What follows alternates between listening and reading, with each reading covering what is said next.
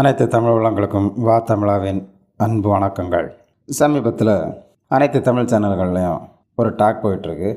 அது என்னென்னா, தமிழகத்துக்கு அண்ணாமலை அமைச்சராக வருவாரா வரமாட்டாரா அப்படிங்கிறது தான். சில பேர் அண்ணாமலைக்கு அமைச்சர் பதவி கிடைக்குமுங்கிறாங்க, சில பேர் கிடைக்காது அப்படிங்கிறாங்க. அண்ணாமலை தான் தலைவராட்டு தொடர்வார் அப்படிங்கிறாங்க. எது எப்படியோ காத்திருப்போம் என்று தெரிந்துவிடும். நமக்கு நடந்து முடிந்த பாராளுமன்ற தேர்தலில் பிஜேபி கூட்டணி பெரும்பான்மை பெற்று மறுபடியும் ஆட்சி அமைக்கின்றது, அதாவது ஆட்சியை தக்க வைத்துள்ளது. ஆனால் இதில் ஒரு சிக்கல் இருக்குது. 2014 2019 பாஜக தனிப்பெரும்பான்மையோடு ஆட்சி அமைத்தது. அதாவது ஆட்சி அமைப்பதற்கு தேவையான 272 தொகுதிகளையும் தாண்டி வெற்றி பெற்றிருந்தது. ஆனால் இந்த வாட்டி அது இல்லை. அவங்களுக்கு 240 தொகுதிகள் தான் கிடச்சிருக்கு. அதற்கு காரணம் அவங்களோட நிறைய சர்க்கிள்கள் தான் காரணம். அவர்களோட நிறைய சட்டங்கள், அப்புறம் அவங்களோட பிரச்சார தோரணைகள் தான் இதற்கு காரணம். பழிபடும் பிரச்சாரங்கள் தான் இதுக்கு காரணமாக அமைஞ்சது. மக்கள் கொஞ்சம் விழிப்புணர்வும் அடைந்திருக்கிறாங்க. அதோடு சேர்த்து ஒரு ஆட்சி மாற்றம் தேவை என்றும் நினைத்திருக்கலாம். அதன் காரணமாக இந்த வாட்டி 240 தொகுதிகள் தான் கிடச்சிது. ஆனாலும் கூட்டணி கட்சிகள் ஆதரவோடு அவங்க ஆட்சி அமைக்கின்றாங்க. தெலுங்கு தேசம், அப்புறம் நிதிஷ்குமாரோட கட்சி, அஜித் பவார், ஏக்நாத் சிண்டே இவங்களோட ஆதரவோட மீண்டும் ஆட்சி அமைக்கின்றாங்க பிஜேபி. ஆனால் கூட்டணிங்கும்போது ஒரு நெருக்கடி இருந்துகிட்டு தான் இருக்கும். மந்திரி பதவிகளுக்காக இருக்கட்டும், சில சட்டங்களுக்கு, சில திட்டங்களுக்கெல்லாம் நெருக்கடி கொடுத்துட்டு தான் இருப்பாங்க. கண்டிப்பாக நெருக்கடி தேவை தான். நான் தனிப்பெரும்பான்மையோடு இருக்கும்போது அவங்க நினைக்கிற சட்டத்தை நினைக்கிற மாதிரி நிறைவேற்றலாம். அதில் நிறைய சாதகங்கள் பாதகங்கள்லாம் இருக்குது. அதோட பாதகத்தோட ஒரு திட்டம் தான் நமக்கு நீட்டுங்கிறது ஒன்று மாட்டிருக்கு. இதே போல் நிறையா இருக்குது. அதே போல் ஜிஎஸ்டியும் இஷ்டத்துக்கு ஜிஎஸ்டி.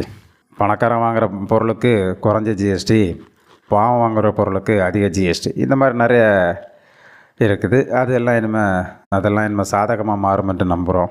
அதனால் இந்த கூட்டணி ஆட்சி நல்ல விஷயந்தான். ஆனாலும் இந்த நெருக்கடிகளுக்கு இடையில் முன்னாள் பிரதமர் வாஜ்பாய் போல் இவரும் அந்த 5 ஆண்டுகளை கடந்து விடுவார் என்று தான் நினைக்கிறோம். இல்லாத பட்சத்தில் எப்பண்டா கூட்டணிக்குள்ளே பிளவு வரும், நாம் ஆட்சி அமைக்கலாமுங்கிறது இந்தியா கூட்டணியோட எண்ணமாக இருக்குது. அதற்கு வாய்ப்பு கொடுக்காமல் இவர்கள் பார்ப்பார்கள். இருந்தாலும் போக தான் தெரியும் என்ன நடக்குது அப்படிங்கிறது. இப்போ நமக்கு தமிழகத்துக்கு அண்ணாமலை அவர்களுக்கு மந்திரி பதவி கொடுப்பாங்களா அப்படிங்கிறது எல்லோரோட கேள்வியாக இருக்குது. ஆனால் தமிழக பாஜகவில் சில பேருக்கு அந்த எண்ணங்கள் இருந்துகிட்ருக்கு. அண்ணாமலை அவர்களுக்கு மந்திரி பதவி கொடுத்து விட்டால் ஒருவருக்கு ஒரு பதவிங்கிற ஒரு அடிப்படையில் அவர் அந்த தலைவர் பதவி, தமிழக தலைவர் பதவியை ராஜினாமா செய்யணும். அப்படி செய்தால் இங்கே இருக்கக்கூடிய அடுத்த தலைவர்கள் அந்த தலைவர் பதவிக்கு போட்டி போடுறாங்க. அந்த மாதிரிப்பட்டவங்களுக்கு அவருக்கு மினிஸ்டர் பதவி கொடுத்தா நல்லாயிருக்கும்னு நினைக்கிறாங்க. சில தலைவர்களுக்கு இப்போ தான் கட்சி வளர்ந்துக்கிட்டு இருக்குது.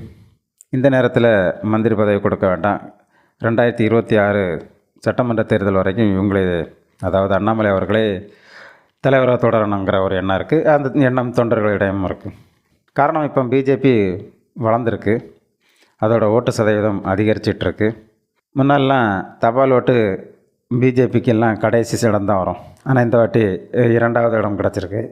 நிறைய இடத்துல பிஜேபி 2வது இடத்துக்கு வந்திருக்கு, நிறைய இடத்துல 3வது இடத்துக்கு போயிருக்கு. அதேபோல் ஓட்டு பர்சன்டேஜ் பார்த்தா 10% தாண்டிருக்கு. இதெல்லாம் பார்க்கும்போது பிஜேபிக்கு ஒரு வளர்ச்சியாக இருந்துகிட்ருக்கு.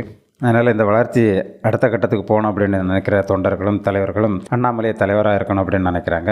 தலைவர் பதவிக்கு ஆசைப்படக்கூடிய தலைவர்கள் அண்ணாமலைக்கு மினிஸ்டர் பதவி கிடைச்சா நல்லாயிருக்கும் அப்படின்னு நினைக்கிறாங்க. எது எப்படியோ இன்று 7 மணிக்கு தெரிந்துவிடும். அண்ணாமலைக்கு மினிஸ்டர் பதவி கிடைக்குமா, இல்லை தமிழகத்தின் தலைவராக தொடர்வாரா அப்படிங்கிறது 7 மணிக்கு அப்புறம் தெரிஞ்சிடும். இன்று பிரதமர் பதவியேற்பு விழாவில் மந்திரிகள் பதவியேற்கும்போது நமக்கு அனைத்து விடைகளும் தெரிந்துவிடும். அதுவரை காத்திருப்போம். நன்றி, வணக்கம்.